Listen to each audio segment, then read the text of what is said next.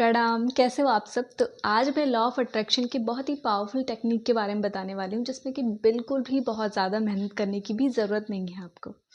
बस आपका माइंडसेट और विज़न क्लियर होना चाहिए। तो चलिए आज की वीडियो को स्टार्ट करते हैं। मैं आप सबके साथ शेयर करने वाली हूँ 5x55 यानी कि 555 टेक्निक के बारे में।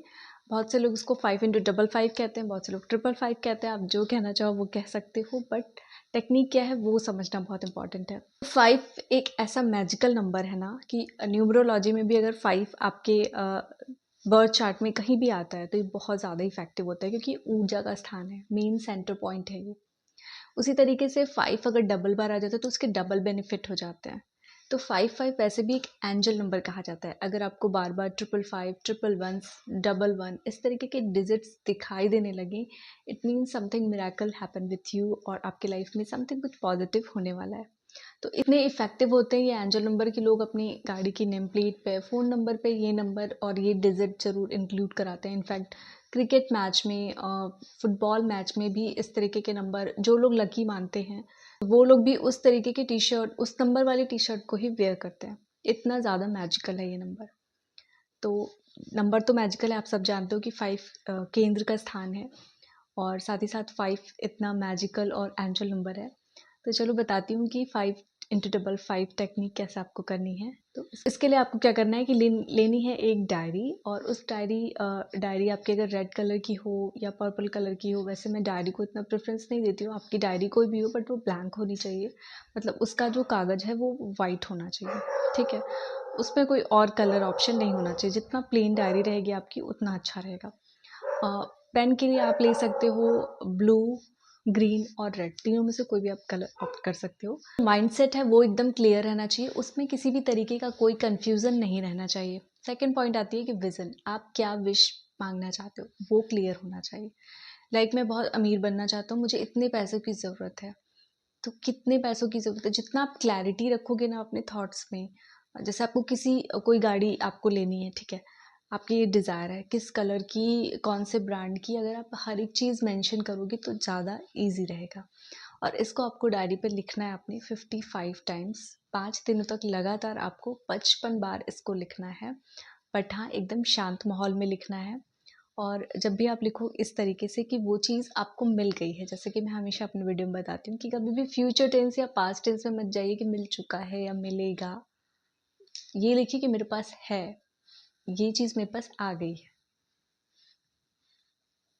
इट मीन्स कि एकदम आपको पास्ट में भी नहीं जाना है और एकदम फ्यूचर में भी नहीं जाना है, प्रेजेंट में ही रहना है। इस तरीके से कि मुझे ये वाली कार मेरे पास आ गई है, मैं इस कार में बैठी हुई हूँ, मुझे बहुत अच्छा फील हो रहा है। तो इस तरीके से लिखना है, लेकिन साथ साथ थैंक यू यूनिवर्स, यूनिवर्स को थैंक्स बोलते हुए लिखना है। और साथ ही साथ अगर आप इसको बहुत ही पीसफुल वाली जगह पे आपको लिखना है।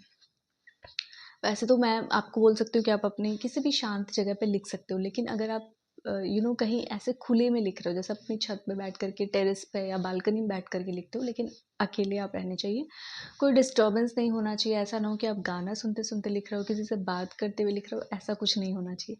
जब आप उस चीज़ को लिख रहे हो तो उसको फील कर रहे हो एकदम प्रॉपर कि सच में ये चीज़ है आपके पास और आ गई है।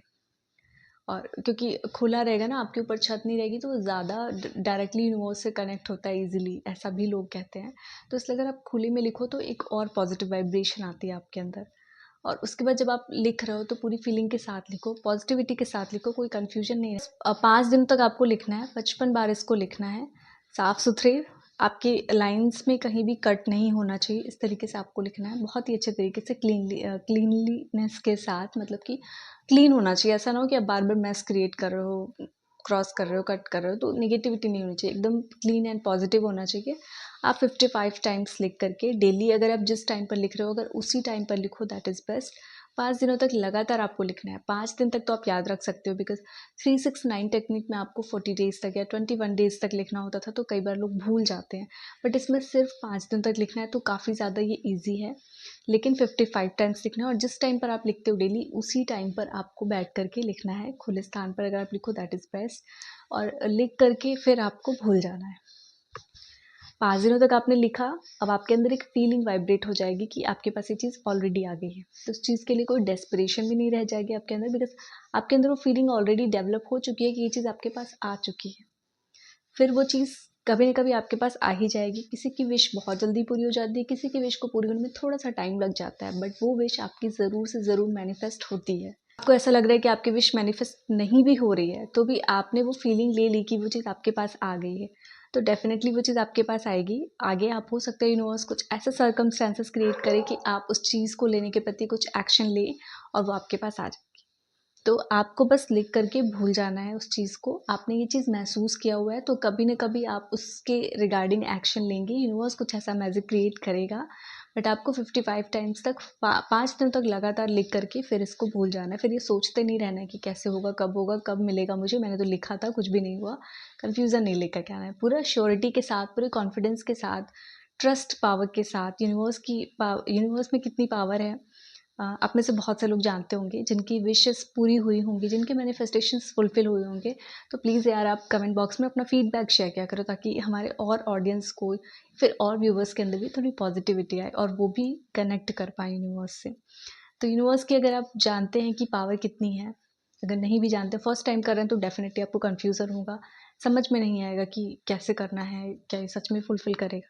लेकिन अगर आपने कई बार लिख लिया है ना, इसमें दूसरे और मेथड्स को ट्राई किया हुआ है, तो आपको, और अगर आपकी मैनिफेस्टेशन फुलफिल हुई है, तो आपके अंदर ऑटोमेटिकली कॉन्फिडेंस क्रिएट होगा और आप जो है वो कॉन्फिडेंस के साथ जो है वो आप लिख पाओगे। राइटिंग में बहुत ताकत होती है। हम कई बार चीज़ें बैठ कर के सोचते हैं, विजुअलाइज करते हैं, बट जब आप उसको लिख देते हो ना, that is more powerful.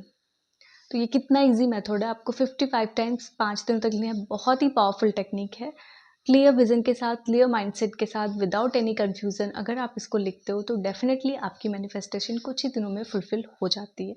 But आपके माइंड में कोई कन्फ्यूजन नहीं होना चाहिए। आप कोई बड़ी चीज़ मांग रहे हो और आपका माइंड कन्फ्यूज हो रहा है कि ये कहाँ से आएगा, कैसे आएगा, तो डेफिनेटली वो क्लिक कर जाएगा आपके कॉन्शियस माइंड को।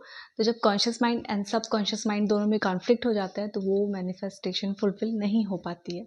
तो बेसिकली काम करता है आपका subconscious mind.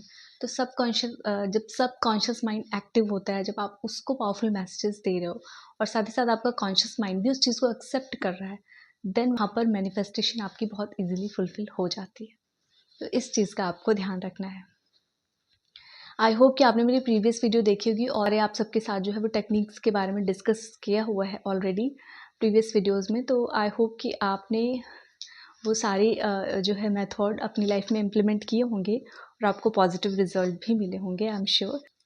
So as a feedback आप कमेंट बॉक्स में अपना ओपिनियन ज़रूर शेयर किया करिए, मुझे भी अच्छा लगेगा जानकर और साथ ही साथ मेरे व्यूवर्स को भी। सो चलिए आज के वीडियो को यहीं पर एंड करती हूँ, और इस तरीके की और वीडियोस देखने के लिए आप मेरे चैनल को सब्सक्राइब कर लीजिए अगर आप फर्स्ट टाइम देख रहे हैं तो। ये ऑलरेडी व्यूवर हैं, then please like my video and share this video with friends and family, ताकि उनकी भी हेल्प हो, आप उनकी भी मैनिफेस्टेशन को फुलफिल कराने में हेल्प कर सके। आप जितना दूसरों की हेल्प करेंगे ना, उतना आपकी लाइफ में ग्रोथ होगी। और जैसे मोदी जी का टैग लाइन है, सबका साथ सबका विकास, उसी तरीके से जितना हम दूसरों को नीचा दिखाने के बारे में सोचते हैं ना, उतना हम खुद को बैड लक क्रिएट करते हैं। और हम जितना लोगों के बारे में अच्छा सोचेंगे, उतना हमारी लाइफ में भी अच्छा होगा।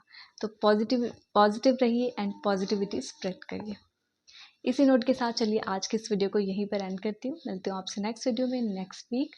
तब तक आप सभी अपना ध्यान रखिए और ख्याल रखिए। प्रणाम।